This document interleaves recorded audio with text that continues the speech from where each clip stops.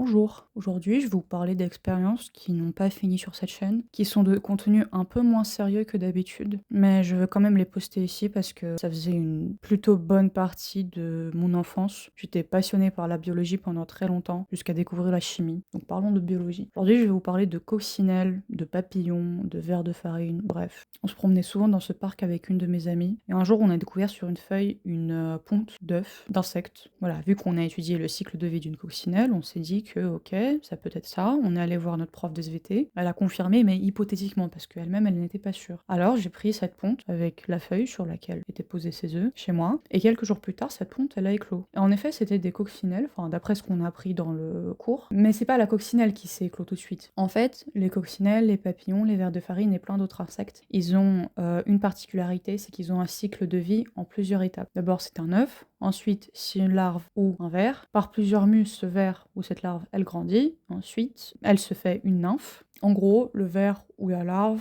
il se fait une petite maison dans laquelle il se conserve pour ensuite se transformer en espèce adulte qui éclot de cette nymphe. Comme on peut voir une sacrée différence entre, l'espèce adulte et l'espèce, larvaire, on se rend compte que, finalement, il y a beaucoup de transformations qui ont lieu dans la nymphe ou la chrysalide, si c'est le cas des papillons et en fait, c'est une certaine soupe de cellules qui se mélangent à l'intérieur pendant la transformation. Il y a des cellules qui restent à leur place, qui peuvent migrer. Il y en a d'autres qui sont redéfinies vers d'autres fonctions, comme par exemple certains neurones, pour pouvoir, par exemple, manipuler les ailes, et il y a, par exemple, les cellules souches. C'est des cellules qui sont non déterminées, c'est-à-dire qu'elles peuvent donner n'importe quelle, cellule en fonction des, molécules qui vont arriver, à leur proximité et définir leur, destin. Et comme la coccinelle est une espèce carnivore, ma maman a eu la gentillesse de cueillir des feuilles sur lesquelles résidaient beaucoup de pucerons, parce que c'est majoritairement de ça que se nourrissent. J'observais ces larves pendant un bon moment, mais malheureusement, la boîte dans laquelle elles reposaient n'était pas hermétique. Du coup, un samedi matin, je me suis réveillée et je me suis rendu compte qu'elles sont toutes échappées dans ma chambre. J'étais extrêmement déçue. Depuis, j'ai un peu abandonné l'affaire parce que je me suis dit, bon, l'expérience n'a pas abouti, il n'y a rien à dire, c'est pas drôle quoi. Et visiblement, j'ai vraiment le destin à trouver des espèces vivantes autour de moi parce que j'ai pu observer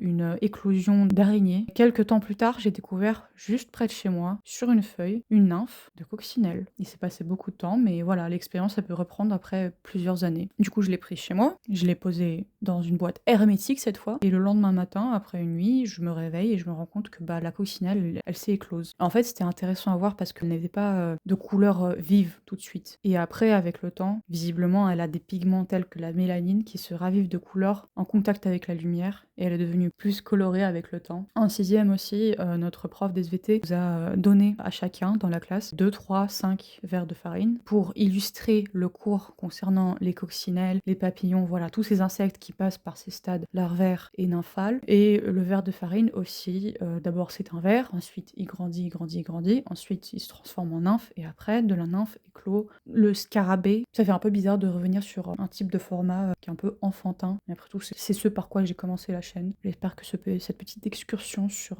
l'évolution d'une espèce d'insecte vous a plu. À très bientôt, de la bonne science est à venir.